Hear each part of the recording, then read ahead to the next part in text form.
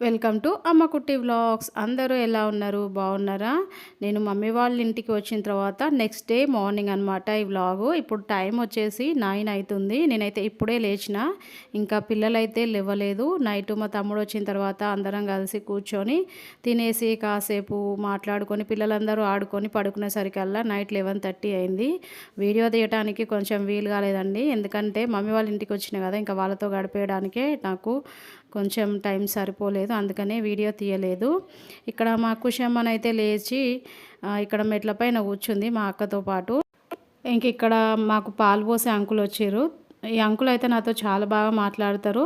అయితే నన్ను చూడంగానే అడుగుతుండు సడన్గా, ఇన్ని నెలల తర్వాత వచ్చినవి ఏంటంటే, మా మమ్మీకి కాళ్ళ నొప్పులు చాలా ఎక్కువైనాయి అంట అంకుల్, చూసి వెళ్దామని చెప్పి వచ్చిన అని చెప్తున్నా. ఇంకా ఇక్కడ మా ఖుషి అయితే లేచిందంటే అసలు ఎవరిని పడుకోనివ్వదండి. అందుకే తను లేచిందంటే ఎవరో ఒకరు తన్ని ఇలా ఎత్తుకొని కూర్చోబెట్టుకొని ఆడిపించాలి, లేకపోతే మాత్రం వరుస పెట్టేసి ఒకరి తర్వాత ఒకరిని లేపుతూనే ఉంటుంది. ఇంకా ఆడుకున్న తర్వాత తనకి తినే టైం కూడా అయిపోయింది. బ్రష్ కూడా వేయలేదు. నీకైతే టిఫిన్ చేసే టైం అయిందా అని చెప్పి అడుగుతుంటే తనైతే నన్ను అలానే చూస్తుంది.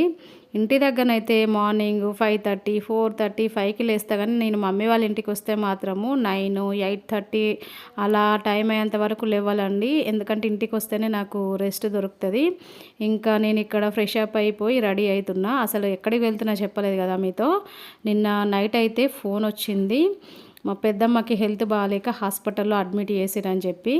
ఇంకా హాస్పిటల్కి వెళ్ళి పెద్దమ్మని చూసేద్దామని చెప్పి రెడీ అవుతుంటే మా పొట్టిది ఇక్కడ ఏం చేస్తుంది తెలుసా, డైరెక్ట్ బెడ్రూమ్లోకి వెళ్ళి బీరువా డోర్ ఓపెన్ చేసి ఇక్కడ నించొని చూస్తుంది. అసలు ఏం చేస్తుందా అని చూసేవారికి నన్ను చూడంగానే తొందరగా డోర్ దగ్గరికి వెళ్ళి అక్కడ నించొని ఏడుస్తుంది, నేనేమైనా అంటనేమోనని.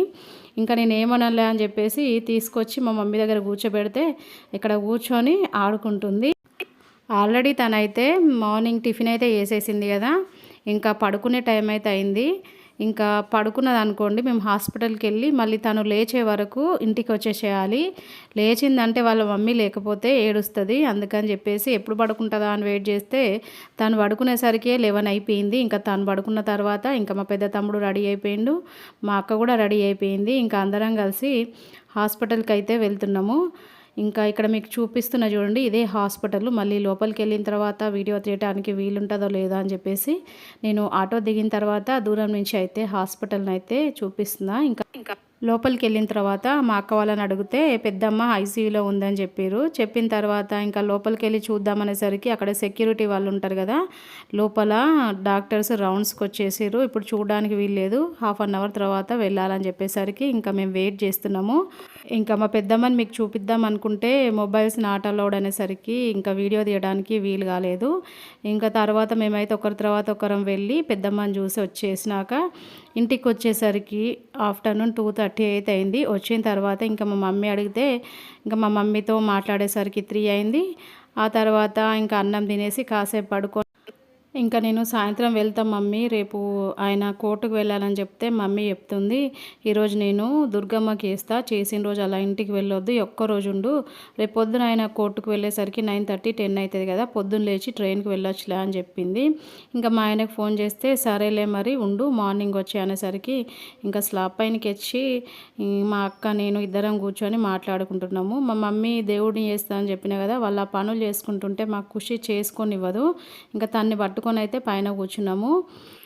ఇదండి మరి ఈరోజు బ్లాగు. మీకు నచ్చిందా? నచ్చితే వీడియోకి ఒక లైక్ చేయండి, మీ ఫ్రెండ్స్కి అలాగే రిలేటివ్స్కి వీడియోని షేర్ చేయండి.